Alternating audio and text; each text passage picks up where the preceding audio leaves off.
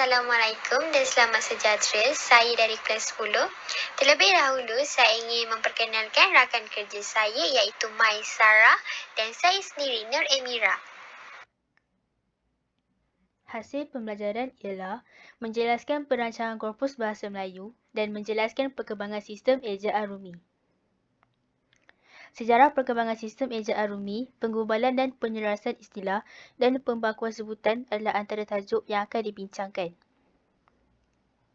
Apakah perancangan korpus? Perancangan korpus adalah satu usaha untuk membina dan memperkembangkan aspek bahasa yang meliputi tata bahasa, ejaan, sebutan, perkamusan dan peristilahan. Perancangan korpus terbahagi kepada dua proses iaitu pengekodan, penyeragaman untuk menghasilkan satu variasi yang standard, sempurna dan seragam.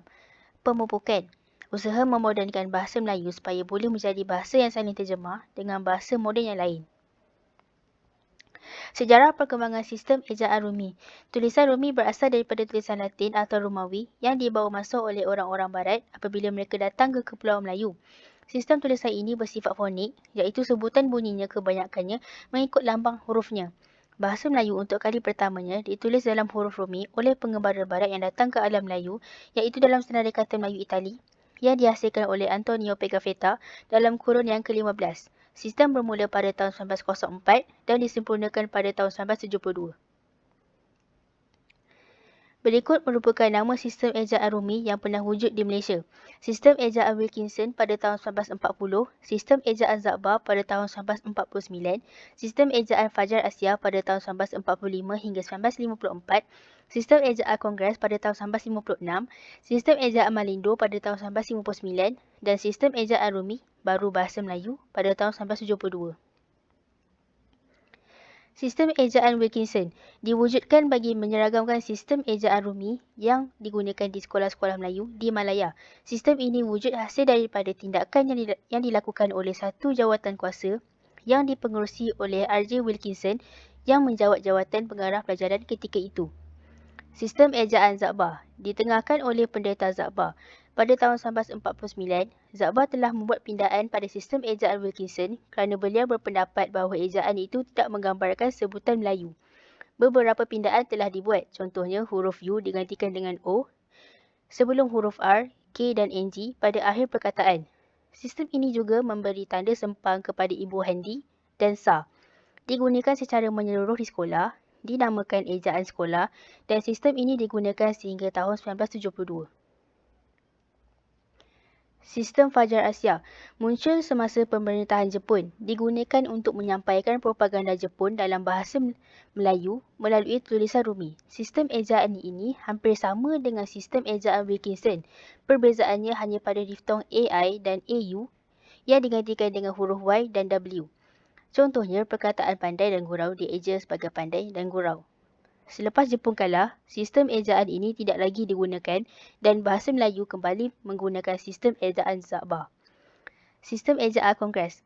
Ekoran keinginan untuk membuat tinjauan terhadap tulisan Rumi bahasa Melayu dalam Kongres Persuratan Melayu pertama 1952 dan Kongres Persuratan Melayu kedua 1954.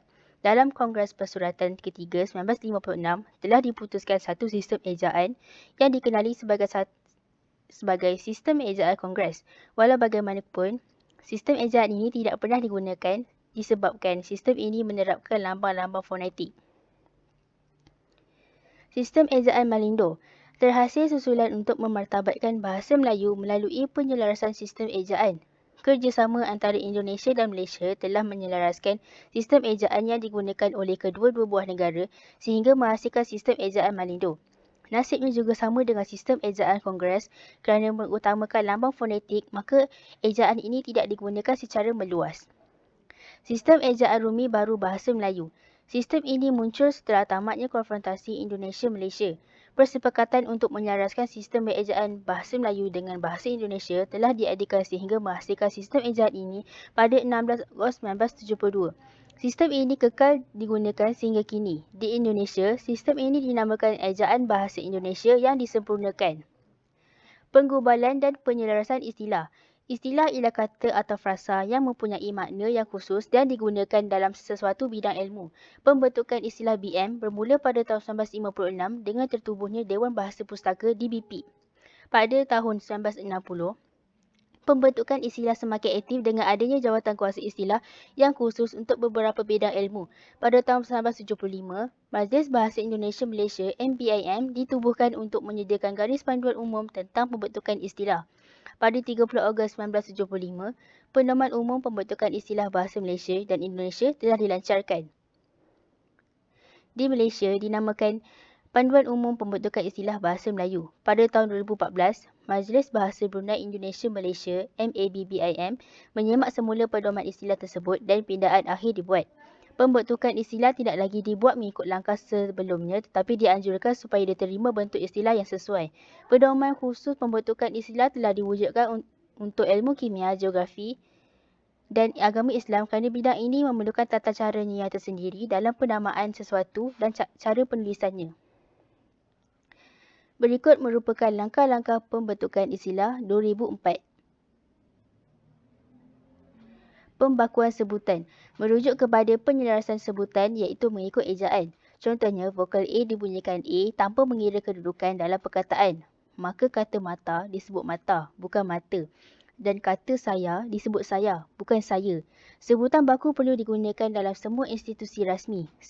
Sistem sebutan baku dilaksanakan sepenuhnya di negara kita pada tahun 1984.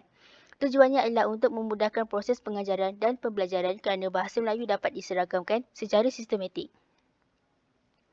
Soalan pengukuhan.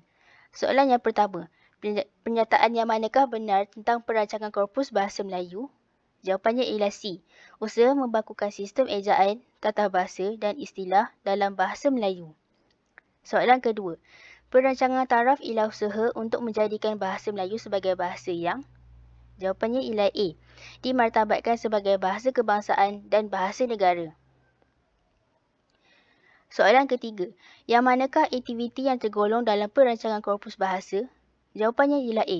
Mengadakan usaha untuk memantapkan tata bahasa Melayu. Soalan nombor 4. Pernyataan yang manakah yang tidak mendapati kepentingan melaksanakan pembakuan bagi bahasa Melayu? Jawapannya ialah B. Mengelakkan penggunaan pelbagai dialek dalam hubungan harian. Itu sahaja daripada kumpulan kami. Sekian, terima kasih.